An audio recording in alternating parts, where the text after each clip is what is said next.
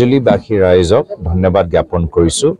যোৱা লোকসভা নিৰ্বাচনত যথেষ্ট ইয়াত ৰাইজে নিজৰ ভোট মূল্যৱান ভোট প্ৰদান কৰিলে, আগবঢ়ালে আৰু সকলোৱে দেখি পাইছে যে সমগ্ৰ ভাৰতবৰ্ষৰ এইবাৰ লোকসভা নিৰ্বাচনত ভোট প্ৰদানটো অলপ সংখ্যাটো কমি গৈছে। তাতে আমাৰ মাজুলীৰ ৰাইজে যে ওলাই আহি ভোট প্ৰদান কৰিছে, এইটো মাজুলী অঞ্চলৰ ৰাইজৰ ৰাজনৈতিক তেওঁলোকে ইমান যে সচেতন আৰু ইমান যে সতৰ্ক, এইখিনিয়ে কথা প্ৰমাণ হৈছে। তো সেইকাৰণে মই মাজুলীবাসী ৰাইজক ধন্যবাদ জ্ঞাপন কৰিছোঁ, কৃতজ্ঞতা জ্ঞাপন কৰিছোঁ আৰু অহা 4 তাৰিখে তেওঁলোকৰ এটা আনন্দৰ দিন হ'ব, সকলোৰে জয় জয় ময় হ'ব, ইয়াৰ ইংগিত আমি ইতিমধ্যে পাইছোঁ।